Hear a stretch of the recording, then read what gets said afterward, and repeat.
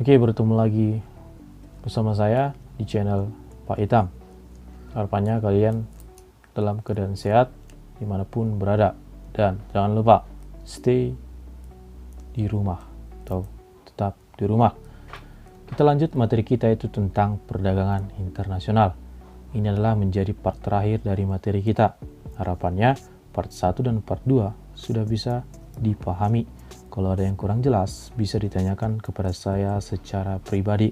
Ingat, ketika Anda menonton video ini, buat absen nama di kolom komentar. Oke, kita masuk tentang devisa. Devisa adalah segala mata uang asing, ya, segala mata uang asing. Mata uang asing ini maksudnya dari setiap negara yang ada di dalam suatu negara, serta memiliki catatan kurs resmi oleh Bank Sentral. Catatan resmi maksudnya di mana Bank Indonesia disebut juga dengan Bank Sentral, ya. Bank Indonesia itu adalah Bank Sentral, Central of Bank. Membuat nilai tukar terhadap mata uang asing tersebut. Jadi tidak semua mata uang asing negara lain dicatat oleh Bank Indonesia, hanya beberapa saja. Contohnya, $1 yaitu sekian ribu. Untuk mendapatkan $1 yaitu sekian ribu. Jadi Indonesia mempunyai catatan khusus untuk hal itu, atau disebut juga dengan kurs, ya. Ada nilai tukarnya, di mana kurs adalah jumlah satuan mata uang yang harus diserahkan untuk mendapatkan mata uang lain. Sontoloyonya, kamu ingin memiliki uang sebesar $100. Jadi berapa rupiah yang akan kamu serahkan untuk mendapatkannya? Jadi untuk lebih dalamnya dalam perhitungan kurs ini nanti akan kita pelajari di slide selanjutnya. Sekarang kita lihat devisa dibagi menjadi dua berdasarkan asalnya. Yang pertama yaitu devisa umum, yaitu yang diperoleh dari hasil ekspor barang atau jasa. Ingat ya, ketika kita melakukan ekspor atau ekspor barang atau jasa, tentu kita mendapatkan devisa. Kemudian yang kedua, ada devisa kredit, yaitu yang berasal dari pinjaman luar negeri.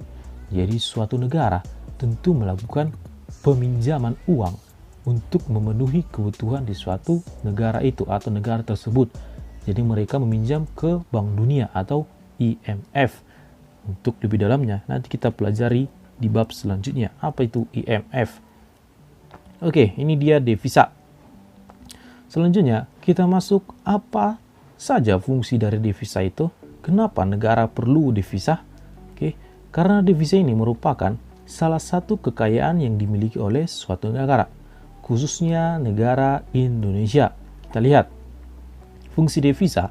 Yang pertama, membiayai perdagangan luar negeri yang berupa impor barang. Kalau kita mengimpor, tentu kita harus membayar, nggak mungkin gratis, ya. Sudah kita dapatkan bayarnya, masa tidak dibayar? Jadi untuk membayarnya kita perlu devisa, ya. Kemudian membayar pokok utang atau cicilan utang, bunga utang dan lain sebagainya. Ketika kita meminjam uang ke IMF, jadi kita harus membayar bunganya, gitu. Kemudian yang selanjutnya, setelah fungsinya kita masuk dari mana-mana saja sumber devisa itu, ya. Yaitu yang pertama dari ekspor barang dan jasa. Ini tadi sudah saya jelaskan, ya, dari ekspor barang. Kemudian penerimaan dari turis mancanegara. Maksudnya ketika mereka ingin berlibur ke Indonesia, maka dia perlu uang rupiah, ya. Kenapa dia perlu uang rupiah? Supaya dia bertransaksi di Indonesia, karena dia berlibur ke Indonesia. Nggak mungkin dia bertransaksi menggunakan dolar atau mata uang negaranya. Jadi dia tentu harus menukarkan uangnya ke rupiah. Jadi di sini adalah sumber devisa bagi negara. Kemudian pinjaman luar negeri, seperti negara tadi meminjam ke IMF. Kemudian bunga atau pendapatan bunga atau pendapatan investasi. Misalnya kalau negara menanamkan modal di luar negeri dan mendapatkan keuntungan dari investasi tersebut. Maksudnya menanamkan modal yaitu contoh Indonesia mendirikan perusahaan di luar negeri, contohnya di Singapura, ya. Jadi ketika perusahaan itu memperoleh keuntungan, jadi perusahaan itu beroperasi sehingga menghasilkan keuntungan, maka itu menjadi sumber devisa negara. Jadi keuntungannya itu berupa devisa. Oke, ini dia fungsi dan sumbernya. Sekarang kita masuk selanjutnya. Bagaimana sih kalau kita orang-orang pribumi yang ingin memperoleh valuta asing atau mata uang asing? Di mana kita mencarinya? Untuk menjawab hal itu, kita harus pergi yang namanya ke pasar valuta asing. Apa itu pasar valuta asing? Yaitu tempat untuk membeli valuta asing, ya, membeli valuta asing. Fungsinya, fungsi pasar valuta asing yaitu yang pertama, mentransfer daya beli. Misalnya, seseorang ingin membeli suatu barang, ya, barang luar negeri. Misalnya harganya $1, di mana pada saat itu harga dolar itu $1 misalnya 10.000. Jadi daya belinya itu kan rupiah 10.000. Jadi ia ingin memperoleh barang tersebut, maka daya beli rupiahnya ditukar menjadi ke dolar atau mentransfer daya belinya. Itulah maksudnya. Kemudian memudahkan transaksi perdagangan internasional, bisa ya dipahami. Ini sudah saya jelaskan tadi, kalau melakukan perdagangan internasional tentu perlu yang namanya devisa. Kemudian memberikan kesempatan untuk menghindari risiko naik atau turunnya kurs valuta asing. Maksudnya, ketika seseorang memprediksi dolar akan turun, maka dia akan menjualnya, begitu juga sebaliknya. Maksudnya adalah, ini lebih condong pada yang namanya spekulasi, yaitu untuk memperoleh atau mendapatkan laba atau keuntungan, di mana seseorang itu dapat memprediksi, misalnya diprediksi mungkin 1 atau 3 bulan lagi dolar akan turun. Jadi dia berpikir kalau dolar turun, otomatis uang saya akan turun juga.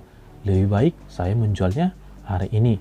Jadi ketika dia menjual hari ini, otomatis dia akan memperoleh yang namanya keuntungan. Itulah maksudnya. Sekarang kita masuk perhitungan nilai dolar atau nilai tukar terhadap mata uang asing. Oke, nilai tukar valuta asing. Yaitu kita lihat dulu penjelasannya itu. Melihat pengertian kurs, di mana disebutkan bahwa kurs adalah jumlah satuan mata uang yang harus diserahkan untuk mendapatkan mata uang lain. Jadi untuk pertukarannya adalah Rp sama dengan dolar dikali kurs beli. Dolar sama dengan rupiah dibagi kurs jual. Di sini ada catatannya ya. Cara menentukan kurs beli dan kurs jual itu dilihat dari pihak yang menjual valuta asing. Maksudnya adalah kita melihat dari sisi penjual valuta asing, bukan yang menginginkan valuta asing. Sontoloyonya, kamu tinggal di Indonesia dan kamu ingin menukarkan ke dolar. Jadi kurs yang berlaku yaitu kurs jual. Karena di sini kita atau kamu ingin membeli dolar. Jadi seperti penjelasan saya tadi, kita melihat dari sisi penjual valuta asing. Jadi ketika kita ingin mendapatkan dolar, maka kurs yang berlaku adalah kurs jual. Begitu juga sebaliknya ketika ingin menjual dolar kita. Oke, contoh. Hatta mempunyai uang sebesar 500.000. Dia ingin pergi ke Inggris untuk menikmati hidup. Salah satunya ingin bertemu kembarannya ya, David Beckham. Pada saat itu kurs yang berlaku yaitu kurs beli sebesar 9.500 dan kurs jual sebesar 10.000. Berapa dolar yang didapatkan oleh Hatam supaya dia bisa bertemu dengan David Beckham, kembarannya? Oke, bisa digunakan rumus yang tertera di atas. Jadi, Pak, kurs beli, kurs jual itu bagaimana mencarinya? Itu sudah ditetapkan oleh Bank Indonesia. Jadi ini nanti kalau ada soal seperti ini sudah diketahui kurs beli dan kurs jualnya. Oke, ini dia ya dalam perhitungan nilai tukar valuta asing. Sekarang kita masuk alat pembayaran. Kalau kita masuk alat pembayaran, maksudnya sistem pembayarannya bagaimana kalau terjadi perdagangan internasional, secara tunai kah, secara kredit kah, atau lain sebagainya. Oke, kita masuk. Yang pertama yaitu secara kontan atau tunai. yaitu pembayaran kontan adalah pembayaran yang dilakukan dengan menggunakan devisa fisik secara langsung. Maksudnya, ketika kita mengimpor barang, kita langsung membayarnya kepada negara tersebut, ya. Begitu juga ketika kita mengekspor, kita langsung menerima pembayaran atas barang yang kita ekspor. Yang selanjutnya adalah advance payment. Advance payment yaitu cara pembayaran di mana importir, apa itu importir? Gak usah lagi saya jelaskan ya. Importir terlebih dahulu membayar harga barang sebelum barang diterima. Setelah menerima pembayaran harga, baik keseluruhan atau sebagian, barulah eksportir menyerahkan barang. Jadi bukan sepenuhnya dibayar importir dulu, bisa sebagian. Setelah nyampe pembayaran, maka eksportir mengirim barang. Kemudian yang selanjutnya adalah open account. Open account adalah cara ini kebalikan dari advance payment. Oke, langsung dibalikan, main logikanya. Apa kebalikan dari advance payment? Di mana barang telah dikirim penjual kepada pembeli, ya. Bisa dijelaskan masing-masing ya. Kebalikan dari advance payment yaitu open account. Yang selanjutnya bill of exchange atau WSL.